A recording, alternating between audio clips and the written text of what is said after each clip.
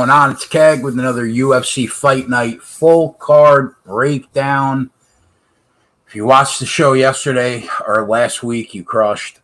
We hit Matt Schnell sub 8-1, probably made 15 units on the card, made about 20 on the live show.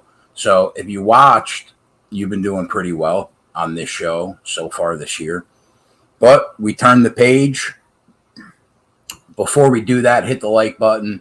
Subscribe to the channel. It's free content. It's all we ask. Least you could do. If you're not a member of Run Pure, head over to runpuresports.com. The betting package is like $60 a month or $20 a week. And use the promo code BETS25 off for 25% off the first week or month. Okay. UFC Fight Night, Tom Aspinall against Curtis Blaydes. That's the main event. We'll start at the top. Claudio Silva, Nicholas Dalby. Yeah, fight seems pretty cut and dry. Claudio Silva has a very, very good and capable ground game. Obviously, if he can get the fight to the ground, he's usually a problem for people. He's got nice wins by submission over proven guys. He's got back class. He's beaten Leon Edwards before. The problem for him is if he can't get the fight to the mat, he's not very good as a striker. He's slow. His hand speed's not there. His footwork is non-existent. At 39 years old, you basically have to assume eventually he's going to hit the wall. Is that going to happen in this fight? I have no idea. Am I going to pay or back him? Probably not. Nick Dalby, much better striker than Silva. He's a grinder. He's willing to stand in the pocket and trade, but he could stay at range and attack from there, use leg kicks. Solid takedown defense at 65%. And I think if he can stay on his feet here, it's going to go a long way to him picking up the fight, obviously. I think he cruises if he can stay on his feet. So the odds open offshore, Dalby minus 280. He's currently around minus 250. Listen, there was some. Oh, wow, he's down to minus 210. My bad. There were some, like, there was an Instagram post where he was cryptic and it sounded like he was having a bunch of problems, like maybe it was drug or alcohol issues. I don't know. I really don't know. But I'm still going to pick Nick Dalby here to stay on his feet and grind out a win. My gut says by decision at plus 150, but I don't really mind sprinkling on Claudio Silva first round sub at 11-1 because I think there's probably a little bit of value there. Aside from that, I'm done with that one. Mandy Bomb, Victoria Leonardo. This fight's awful. I mean, the fact that I have to break this fight down is just, it's a sin. So obviously we are on the split decision prop at 4-1, but I think this fight is a relatively easy handicap. If you think that Victoria Leonardo can get takedowns consistently and keep the fight there this weekend, you take her. If you think that Mandy Bomb is going to be able to use the 7-inch reach advantage, stay on her feet, probably win the exchanges on the feet, then you take her. The public seems to think that Leonardo is going to get takedowns because Bomb opened like minus 180 and is now minus 120. So Victoria Leonardo's taking about 60 cents a line move here. I don't know why.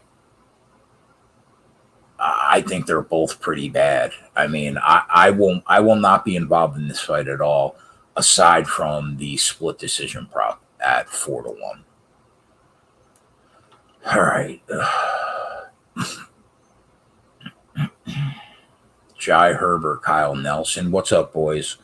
Not right now signed. No Bellator plays. I don't know. Me and him will probably end up in a private chat, video chat talking over tomorrow's card at some point tonight. So we might be watching the fights while that happens. But if we bet anything, I'll throw it in the Discord for sure. Jai Herbert, Kyle Nelson. I'm a big fan of Jai Herbert and his striking. I think it's really, really high rate. Now, he hasn't been very good lately, like wins and losses wise, but the level of competition that he's seen, it's been a tough road. I mean, one of the harder 4-fight spans for somebody that's where Jai Herbert is right now at his stage in the UFC. He fought Renato Moicano, Topuria, and Trinaldo in 3 of the last 4, lost them all. He was probably winning every one of those fights before he got into trouble and got dropped, and that's been the big issue for him. He's now been knocked out 3 times. That's a concern. There's no way around it. It doesn't really matter how good his striking is. If he can't absorb any damage, then that's a concern. But we said the same thing about Matt Schnell last week, didn't we? Took a lot of damage in that fight. Came back, got the submission win for us at 8.5 to 1. So you never really know. You never really know. But it's concerning that he's been dropped 3 times, and he's been winning those fights. I mean, that shin kick to the head of Ilia Topuria that dropped him before he bounced right back up, that would have put like anybody in the flower bed. That would have planted you. You were done.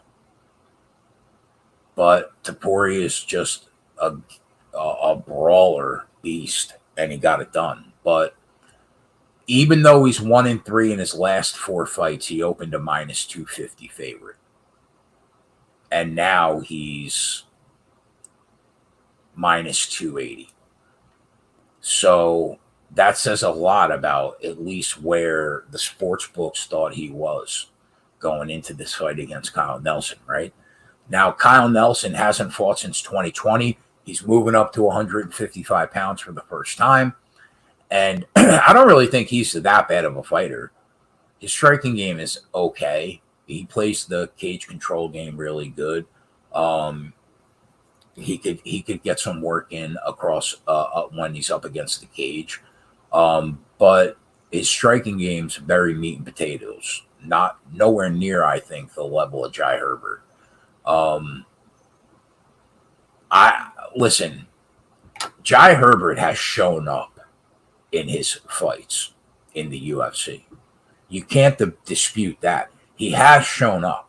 He hasn't won them, unfortunately, and he's been ahead on most on the scorecards. But eventually he's going to show up, and he's going to show out, and he's going to finally finish a fight. And when you take a look at the level of competition the last 4 fights, and then you look at Kyle Nelson, this feels like the spot where Jai Herbert gets back on track. So I don't mind him. I bet him by knockout at even money. That line's probably -110, I guess, right now, somewhere around there,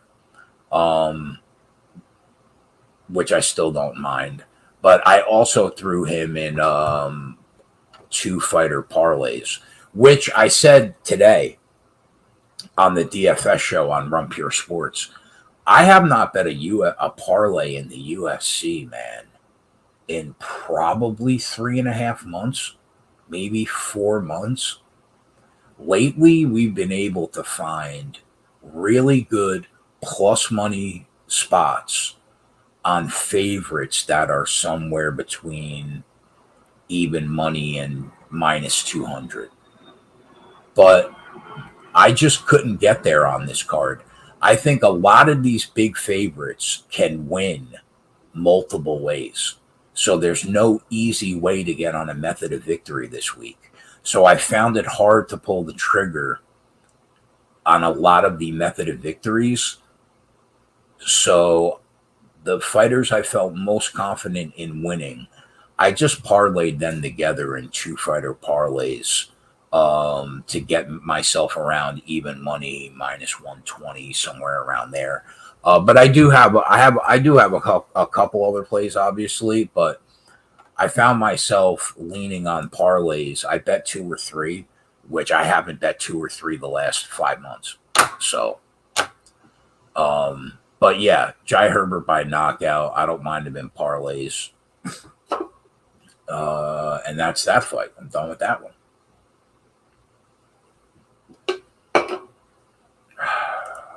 Where are we at, boys? Muhammad Mokaev versus Charles Johnson. I watched the ceremonial weigh-ins. It was solid. They clearly don't like each other. I don't understand why Muhammad Mokaev took this fight. It doesn't make any sense to me. Charles Johnson's a total unknown unless you're a really diehard MMA fan. And this is a step up in class for Mokaev, no doubt, in his pro career. I don't see the upside in him even taking this fight. But nevertheless, I started watching Charles Johnson when he fought Brandon Royval in LFA. I've been watching him ever since. I like his striking game. I think it's pretty solid. He can stay at range or he can trade in the pocket. He has volume. He can crack.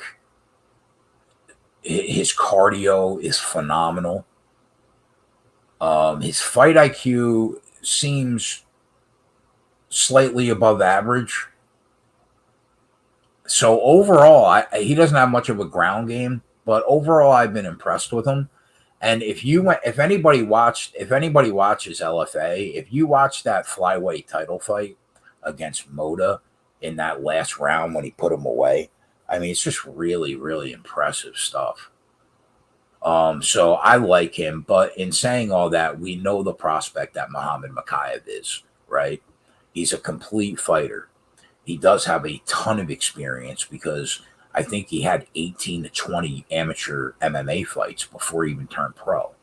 And there aren't a ton of weaknesses. Solid striker from range and in the pocket. He's got speed. He's got power. He's got fight IQ. He's got cardio. He's got a great takedown game, a solid top control wrestling. He can submit you from anywhere. The kid is going to probably be top 10 at some point. He's legit. He's a legit talent for sure. But in saying that, Charles Johnson is live every minute that this is on the feet. Now, I don't know how Mokaev is going to play that game. He's just going to try to take him down immediately. I don't really know. But what I do know is that Charles Johnson will be live every minute that he is on his feet. So my one worry with Charles Johnson is that if he does get taken down, when he gets back up, he gives his back. And that's a problem because Mokaev transitions really well. He will hop right in, get those hooks in, and choke the last breath out of Charles Johnson before he even knows what the fuck happened. So that can definitely happen. So I do think that Charles Johnson is tough enough, though, to last a couple rounds. So my favorite bet in the fight is probably the fight starts round 3 at minus 120, somewhere around there. Aside from that, I would be looking towards probably Mokaev by submission at plus 180 or a sprinkle on Charles Johnson inside the distance at plus 650 because I do think that there's a little bit of value in that number and he could shock the world tomorrow. I believe that. So... But I think if Mokaev plays the takedown game, he's probably going to find his way to a sub. He's just too good. So I would lean that way, or I would lean Johnson inside the distance. But my favorite bet is fight starts round 3 in that fight. Makwan Amirkhani, Jonathan Pierce. Both of these fighters are similar. Neither of them are good strikers. They both have been knocked out, submitted a bunch of times, right? But One averages like 7 takedowns per 15 minutes. The other one over 4 per 15 minutes. And neither of them have phenomenal fight IQ or cardio. So they're very similar fighters. I would give the edge stylistically. I would say Pierce is probably a better wrestler, and Makwan Amirkhani is probably a better submission grappler. But it's hard to figure because you have no idea what's going to happen after round 1. I think Amirkhani has cardio for probably a round and a half. Pierce has cardio for maybe 2 rounds. And then after that, shit is going to get hairy quick. So I think somebody is probably either going to get finished by, like, I think Pierce can knock out Amirkhani. I think Amirkhani could submit Pierce either in rounds 1 or 2. But once the 3rd round hits, the person with the better cardio is probably going to finish the other person at a pure exhaustion because they're just their gas tanks are not good. So it's a dog or pass spot for me. At plus 160, is that the price? What's the current price on him? Yeah, plus 160, it's dog or pass. If I was going to bet Amirkhani, it would be Amirkhani in round 1 or 2 at plus 380.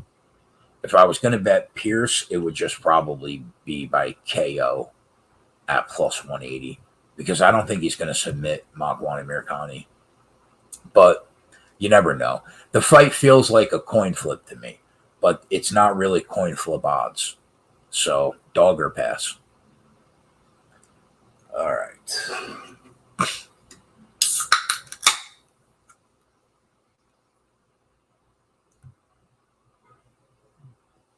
Nathaniel Wood, Charles Rosa. Charles Rosa, man, been in the UFC for a long time. I think 8 years now. He's 5-7 in his career. We haven't really seen him since February of 2021. He's 1-3 in his last 4, but I think he lost that Justin James fight, so he's probably 0-4 in his last 4. But, you know, he's much more of a high-level grappler than I think he's a striker. But I don't think his striking is completely awful. But the one knock would probably be he just doesn't throw a ton of volume. But his chin's held up well. His cardio is solid. And his fight IQ is average. But he's way higher level of a grappler than anything else, right? Now, he fights Nathaniel Wood, who took some time away after he dropped 2 or 3. So we haven't really seen him since, October 2020. He was supposed to fight on the last show in England, but it didn't happen. I forget the reason why, but I don't think it was his fault. And he made the decision after that fight that he wasn't cutting all that weight anymore. So now he moves the step up to 145 pounds, where I think it's going to suit him relatively well.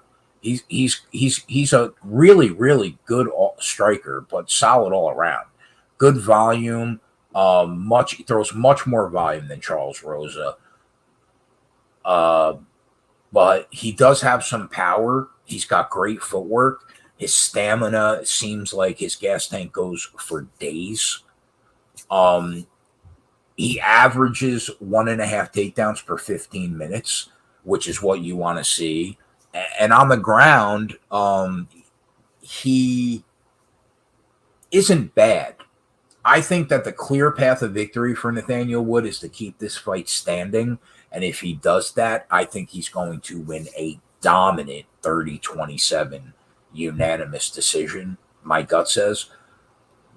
But, you know, his ground game isn't awful. He's capable on the ground, but that's not where he's going to want to be against Charles Rosa. So the odds open offshore minus 350. Since the odds opened, Wood's taken a ton of money. He's like minus 600 now.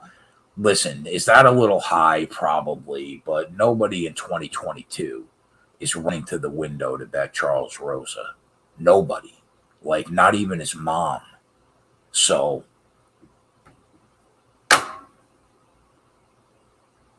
but in terms of plays that I like, I'm going to lean with the Wood unanimous decision. Let's see what that price is.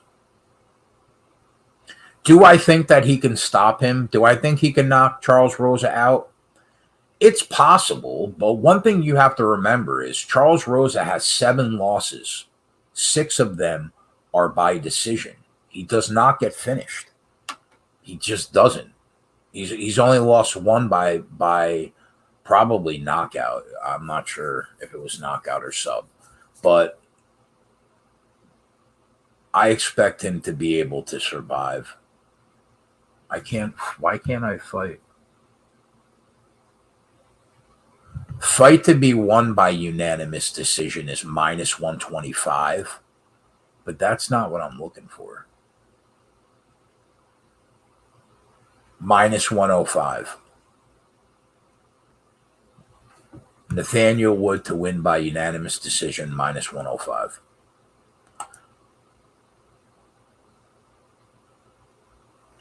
That's probably where I would be. Mark Diakiese versus Damir Hadzovic. You can make the argument Diakiese's better pretty much everywhere in this fight. We already know how good he is when he makes the commitment in fights to use a takedown and grappling heavy game plan. If he does that, his odds of winning increase by 100%. That's what he's been doing. That's what he's been doing lately, but that's not what Mark Diakiese has always done historically. So I think he very much has to stay in that same mindset. He can strike. I think he's a good striker. But his biggest issue on the feet is he's very low volume. Take a look at his numbers. They're below the division average for sure. So if you look at his significant strikes landed per minute, the volume just isn't there for Mark Diakiese. That's why, like, I do think he's a good striker if he threw his hands more. But on the ground, his takedown and his top control wrestling game is really good. If he sticks to that, it increases his chances of winning exponentially, right? So his opponent, though, Damir Hadzovic, a better striker, I think. Not by a lot, but I think he's better. He's always moving forward, always in your face. He fights behind a solid jab. He carries power. And I think he has a nice counter game in the pocket, okay? The giant liability for him is he cannot stay on his feet. His takedown defense is like 35%. And that's just not going to cut it in the UFC. And that's why these odds are where they are, I think. Because he's been taken down as many as 8 times by tomato cans that aren't even on the roster anymore. So that it's a big liability for him. The odds open offshore.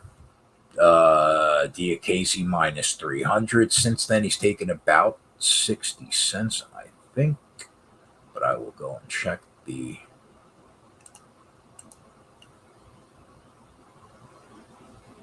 Minus 380. So he's taken about 80 cents. He has an overwhelming advantage in this fight. He has a clear path to victory in this fight. So it's very hard to go against him, okay? My gut says I lean that he wins by decision at plus 140. But aside from that, the one interesting bet for Hadzovic, in my opinion, is the finish only line. He is plus 380, and that number feels wrong to me. I don't think it should be that high. I would make the argument that it's his only path to victory. So how is he plus 380? That just doesn't seem right.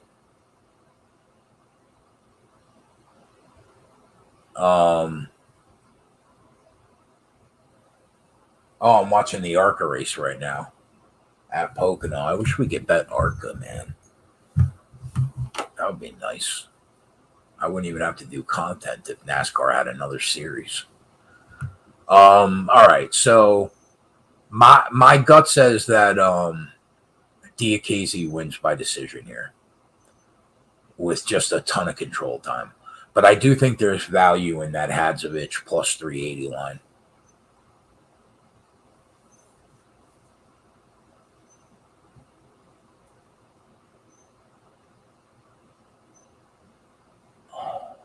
All right, Mason Jones, Ludwig Klein. So we were ahead of the curve on Klein coming into the UFC.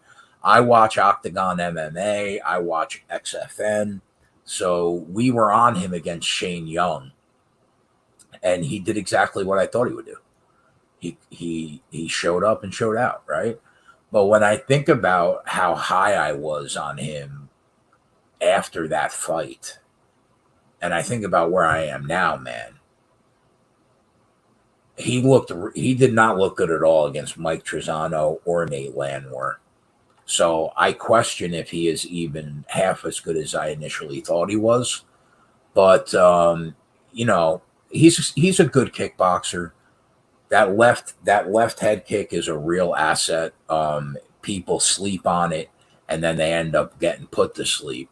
But he throws power. He attacks the body. His cardio's held up pretty good. Although I have seen him gas before in third rounds, but I think his cardio has held up relatively good. On the ground, he does mix in takedowns. He can get them, but I don't think he's going to be able to secure them here, not against Mason Jones. Even if he is moving up in weight, I don't even care. I don't think he's going to be able to get them. So Mason Jones just seems like he's on a different level everywhere from Klein, with the exception of probably that left head kick, and I think maybe hand speed. That's the biggest knock I have on Mason Jones. If you go back and you watch him fight, right, his pocket boxing is slick, but he looks like he's moving in slow motion. It's so slow. But like I said, his pocket boxing is slick. He's got power. He hunts the head and the body. Fight IQ and stamina so far appear to be very good. He's well-rounded. I was talking about this with Title. He was top 5 in national judoka while he was a pro boxer, while he was immersing himself heavy into BJJ. The kid is extremely well-rounded. If he wants to fight to the ground, it's going to the fucking ground. 4.5 takedowns per 15 minutes, 80% takedown accuracy. I mean, that's it, period, full stop. So the odds open Jones minus 350. Right now, he's minus 390. I can't back Klein here, not against Jones. I just don't see it. I don't see how he gets there. As far as an angle in the fight, you can throw Jones money line, I think, in the 2-fight parlays to get the number down. That's what I did, and I'll tell you why. I think he could win this fight literally all 3 ways. I couldn't lock in. I couldn't lock in on a method to victory. So I threw him in a parlay with like Jai Herbert, got me to minus 120. I mean, you could throw him in a parlay if you like Patty. That'll get you probably plus money or even money, something like that. That's what I did personally. Aside from that, the fight's a pass. Paul Craig against Volkan Oezdemir.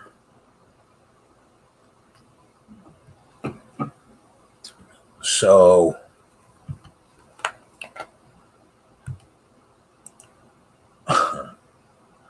Cousin Fredo's in the chat. You love to see that. So Cousin Fredo is a big Volkan Oezdemir guy this weekend. He thinks that Paul Craig is awful. But my question back at him this week is, at what point do we give him credit and start to take him seriously for pulling off win after win that you just don't expect that he's going to because of that world-class MMA BJJ? At what point do you take him seriously? Because at some point you have to, right? Now, the big thing is, so the fight comes down to, do you think Paul Craig can get him down to the ground and submit him? If you do, you take Paul Craig. If you think he can't and Volkan Oezdemir stays on his feet, he's so much better of a striker than Paul Craig. You have to assume, even though he's 2-5 in his last 7, and the fact that his nickname is still No Time is comical because the dude's got nothing but time. That's fantasy world, that whatever that nickname used to be. That is not the case anymore, okay? So, do you think he could stay on his feet? Now, the one thing that I will say, because I dug into it, because I've been on the fence about this fight all week long. So I dug into it, and Oezdemir has an 80% takedown defense, which is a legit 80% when you consider how many fights he has. But that's going to be tested here for sure.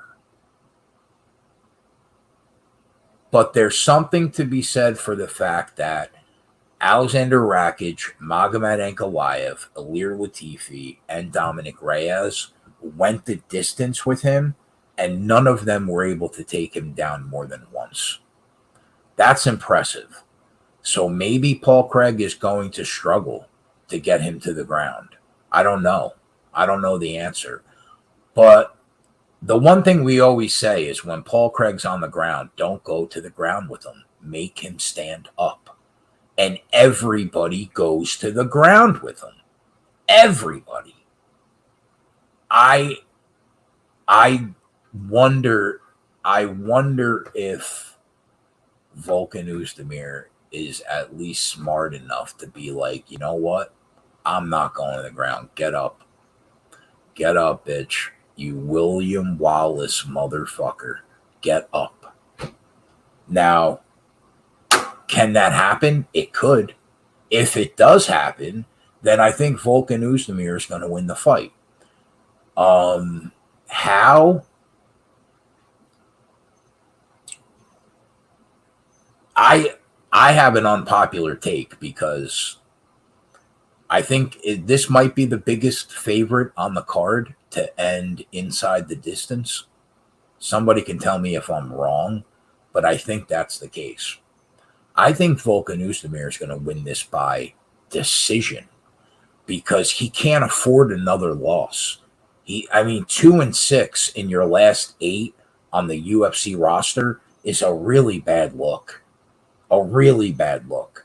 I think that he's going to be much more cautious about picking up the win, staying out of trouble, keeping his distance, and just piecing him apart from the outside, rather than go headhunting knockout mode and land yourself in a scramble where you hit the ground and you're choked out dead. I think he needs a win this week. So I'm going to lean Volkan Oezdemir by decision at plus 380. People might think I'm crazy. Fair. But that's the lean. I also think at this point, everybody should be sprinkling something on Paul Craig by sub at plus 250.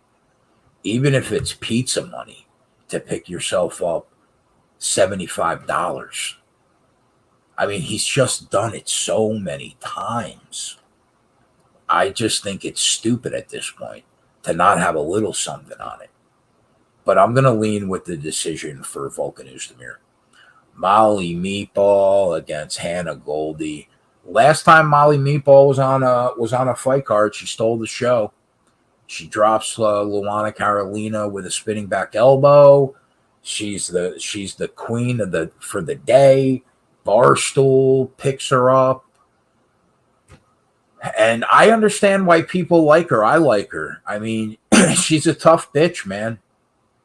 She really is. She's a female version of Josh Emmett that sits in the pocket and just wants to do nothing but just trade with you in your face for 15 minutes. She will always fight for your money. Always. And she's a meat and potato wrestle boxer, really. That's just incredibly tough. On the flip side, I'm not a Hannah Goldie fan. I think she's not good at MMA. She looks like a freak show. I understand that she's jacked. She's got muscles, but they don't mean anything when you don't know how to fight.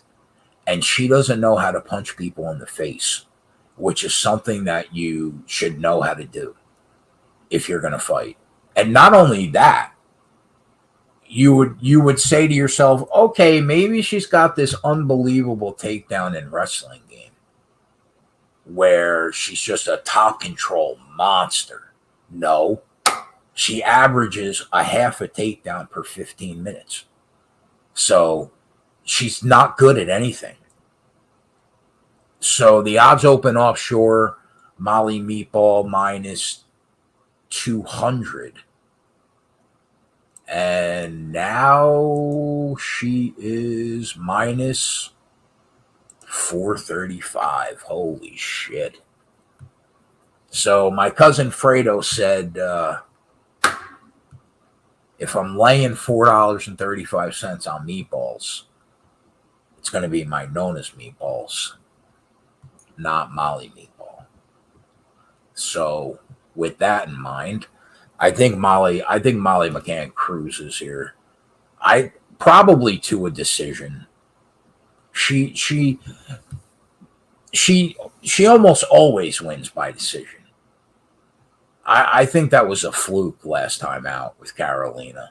So I'm going to say unanimous decision, which is probably like minus 110, minus 120 unanimous decision. But I'll be on the split prop at 4-1, definitely. Because this can end by split. But I might throw something on Molly Meatball by unanimous decision. Other than that, though, if you really do think that she could like finish Hannah Goldie, she's 7-1 by knockout in round 2 or 3. That's not bad. I mean, I guess that's not awful. But I think it's probably going to be a Meatball decision, definitely. All right, Nikita Krylov, Alexander Gustafsson. Yeah, so I don't know, man. You don't often see a fighter that's got 15 wins by submission and 6 losses by submission. So Nikita Krylov is an interesting case study. And it goes a long way to describing how he fights. Extremely offensive-minded, even if he's putting himself in harm's way while he's being extremely offensive-minded, right? And that's him in a nutshell to me. Sometimes his fight IQ looks great. Other times, his fight IQ looks like he should have went to school with a rubber helmet. So I think he's pretty well-rounded. I think he's a good wrestler, a solid striker. He can submit you from anywhere. Other than that, though, we've seen his cardio hold up well at times. Other times it's been not good. But he's been active in the cage at least, which is something that Alexander Gustafsson has not been. The dude, since 2018, has fought 3 times, and he's gotten the bricks beat off him all 3 times and finished. So we haven't seen him in the cage in 2 years. He goes up in weight last time out against a washed Verdum. Looks terrible. Now he comes back down, right? 17 fights in the UFC, 10-7. Go back and watch some of those classics. He's taken not Tony Ferguson level damage, but substantial damage in the cage. I don't know how much he has left. He'll be 36 in January. How much is left in the gas tank? I have no idea. Probably not much. But he's a good striker. Never really had that fight-ending power. He always would finish you by an accumulation of strikes rather than just raw power. And that's because his technique, though, was always rock solid. On the ground, he's not great, but he's got a capable submission game. And when you have 17 fights in the UFC and your takedown defense is 83%, that is a legitimate 83%. So it's very hard to get him to the ground. But the odds open offshore, Krylov minus 250. Since then, the lines move towards Gustafsson. Right now, he is minus 195. So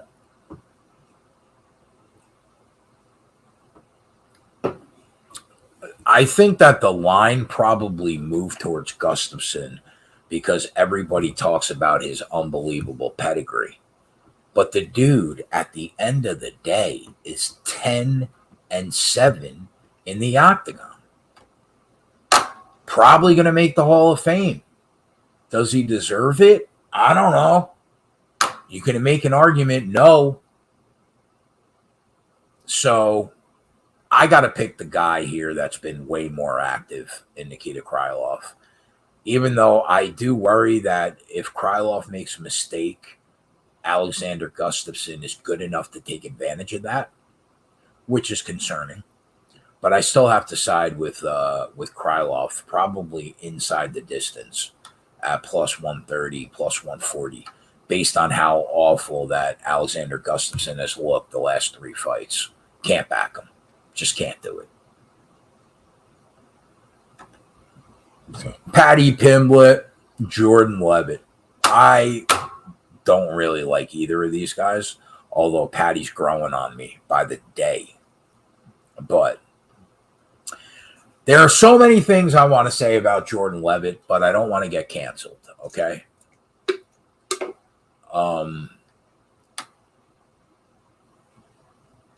He's not well-rounded. He's a very good wrestler and grappler, I think, in my opinion. Solid. I probably give him more credit than most people do in that department. When he's getting that type of fight that he wants, it's all cage control, make you wear his weight while he works for takedowns. Once he works for takedowns, he can submit you. The problem is he is so reliant on the fight being on the mat in order for him to be successful, because he is a god-awful striker. I mean, he's just not good. What did I say on the show earlier today? He has shown better twerking and gymnastic split skills inside a UFC octagon than he has striking acumen. And that's just a fact. So he's dead on the feet. D-E-D-D. Dead on the feet. On the other side of the cage, Paddy Pimblett has shown nice finishing upside, I would say. I think he's a solid striker. The kid carries power. He can crack for sure. He can strike from range. He can really hurt you. But there are concerns with him. He's incredibly hittable. His defensive striking leaves a lot to be desired. His cardio is still a work in progress.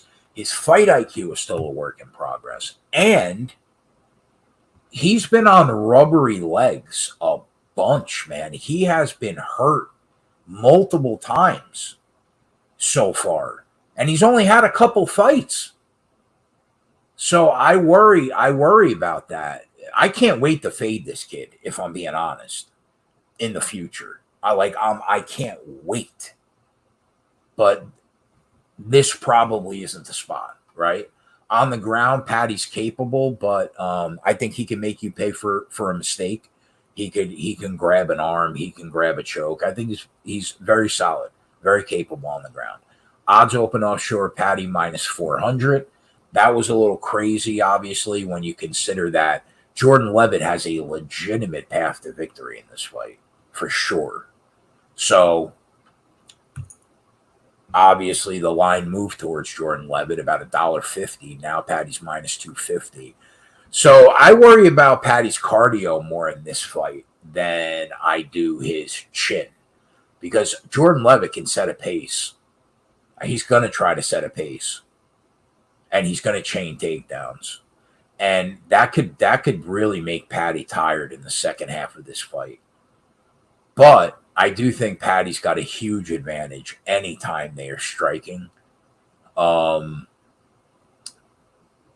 So I'm going to pick Patty to win the fight. But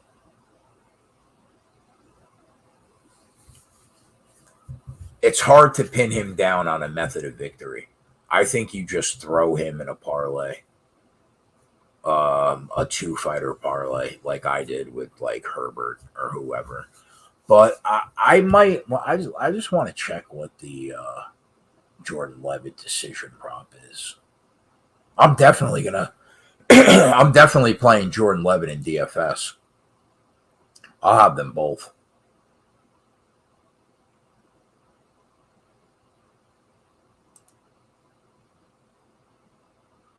Jordan Levitt by decision is 5-1. That's not bad. I could see it. Takedowns and ground control. And it's only going to get easier as the fight goes on. I'm going to pick Patty. I'm going to pick Patty to win the fight. But I might sprinkle a little something on Levitt at 5-1 by decision. It depends on how much I have a Levitt in DFS, really. All right. Co-main event of the evening. Jack Hermansson versus Chris Curtis. So I continue to be happy for our guy, Chris Curtis. Love the fact that the guy finally gets his shot at 34. He makes the most out of it. 3-0. Multiple fights on short notice. Could not be happier for the guy. He's been very impressive. We've been on him every time. We were on him in the Vieira fight, and that was a takedown defense clinic for 15 minutes. As good as anything I've seen in the last year in terms of takedown defense. It was just really, really impressive. But I like Curtis. He's a solid striker. He's got power, speed. He's got footwork. He's got cardio. He's got it all. He's got terrific fight IQ. His takedown defense is phenomenal. His top control wrestling game is really good. There's I don't know what there is not to like about Chris Curtis. I don't know how you don't like him, right? Now, it's a step up in class for him. Joker's definitely the best fighter I think he's fought. And Hermansson's really the complete opposite. When he's at his best, he's getting the fight to the ground, and he's working his submission game, which is very, very, very good. But he is well-rounded. He can strike. As a matter of fact, I think he's a better striker than the public probably gives him credit for. And he's got great fight IQ.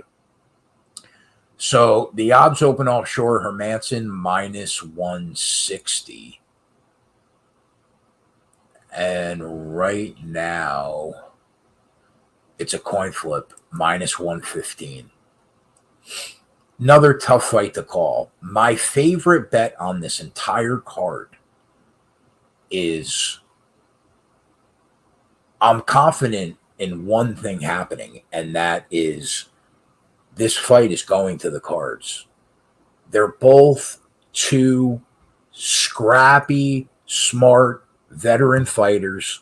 I don't think that Chris Curtis is going to get submitted in the first 10 minutes of this fight. And I don't think that Jack Hermanson is going to get knocked out in the first 10 minutes of this fight. And fight to start round 3, when I put it on our spreadsheet at PointsBet, was minus 124. I think it's the best bet, in my opinion, on this entire fight card.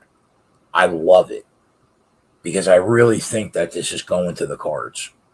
And I think that you could make the argument that maybe you can bet both these guys by decision, because it's like plus 300 and plus 250, somewhere around there, last time I checked, and just scrape profit that way. I ended up not doing that, but I am heavily invested into the fight starts round 3. I think it's a spot to really take advantage of.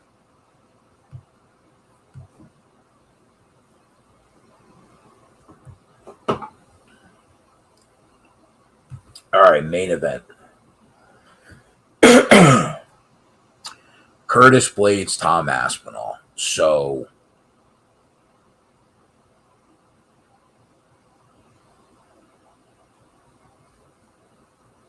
this is the first time in 16 fights or 15 fights that Curtis Blaydes is going to close the betting underdog. I think unless we see a ton of money come in, I think it's pretty safe to say that Curtis Blaydes is going to finally close a betting underdog for the first time in 15 fights. And that is including the Francis Ngannou fight. I've only bet against Chris Curtis. I've only bet against Curtis Blaydes one time, and it was the Ngannou fight. And I backed him anytime I was involved in a fight of his. I was on him. So I think it says a lot about the fact that Tom Aspinall is going to close the betting favorite. Now, I love Tom Aspinall. I think that he looks to be a special striker at heavyweight. You don't use that word all that often in MMA, but he does look to be special. His hand speed is faster than anybody on the heavyweight roster right now in the UFC. Anybody. And I don't even think it's close. And I think that that's the biggest asset that he's going to have in this fight. He will hit Curtis Blaydes multiple times before Curtis Blaydes throws one back. It's the biggest edge that he has. So that's the biggest concern for Curtis Blaydes. And what nobody talks about, because how sick his boxing is how good he is as a grappler. He is a legitimate black belt that does not fuck around on the floor. If you watch that Volkov fight and you saw that straight armbar, which you almost never see in the UFC, he did it like he was taking a Sunday stroll in Brookdale Park. It was just so natural. So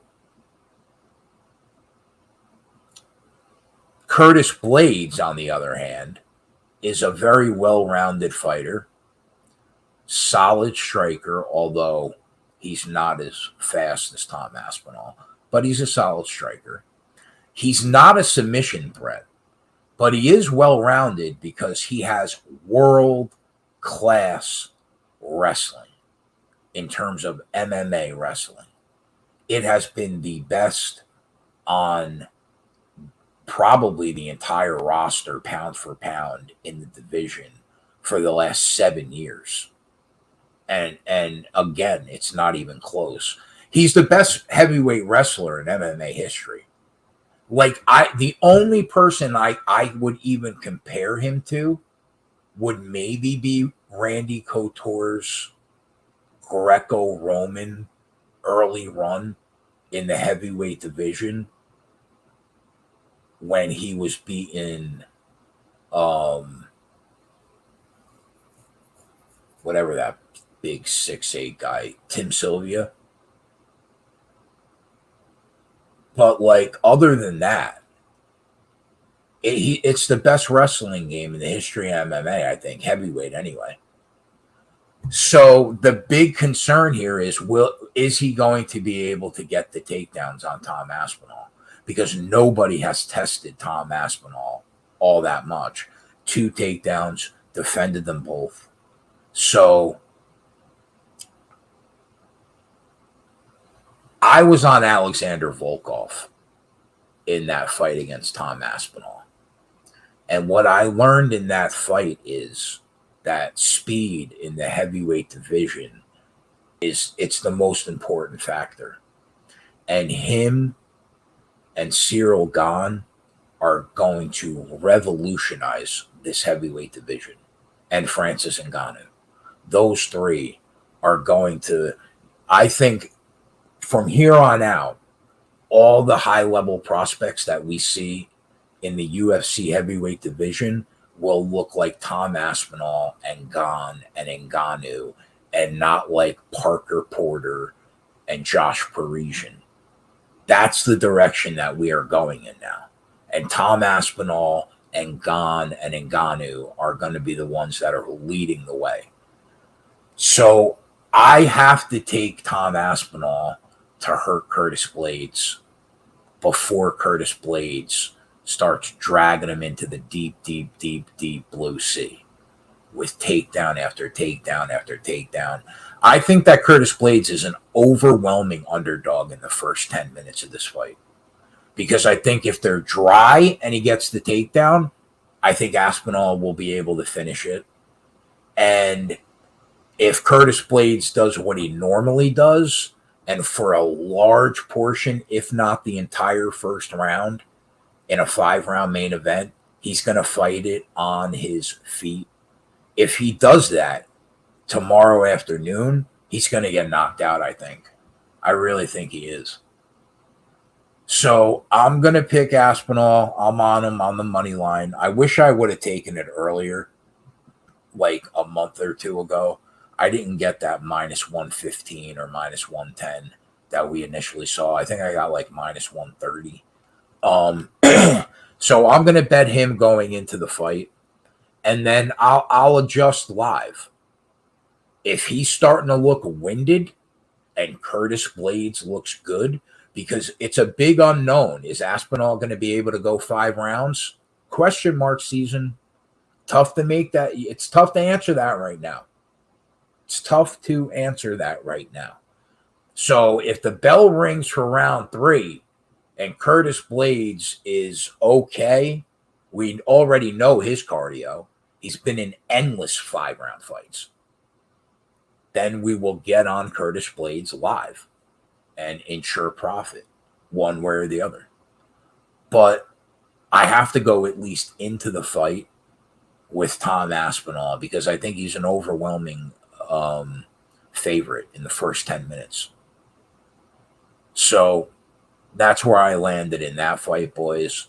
That is every fight on the card, an hour. And that's that. If you tail me, if you fade me, no matter what you do, I hope your action runs pure this weekend. I'll be live Saturday and Sunday for the live betting show for KegCast subs. And then I'll be live all weekend. Tomorrow, nothing tomorrow, except the KegCast. But Sunday morning, Coop and I will do a NASCAR video at 11. And then at 1 o'clock, I'll do the NASCAR video on the DFS side with Coop and JJ. After that, I'll be live again for the live betting show. I suggest everybody watch that NASCAR DFS and bet show, because we had, going into last week, we gave out 17 units free from my picks on the spreadsheet. And then last week, we gave them Harvick top 4 plus 380. Martin Truex wins stage 1 4-1. Joe Gibbs Racing wins the race plus 210. We gave away another 9 units. So I encourage everybody Sunday, 1 o'clock, if you want to win some money, either watch our show on the bet side at 11 a.m., or if you play DFS also, check that out at 1 o'clock on the Run Pure Sports YouTube channel. And yeah, aside from that, boys, Run Pure. See you tomorrow. Later.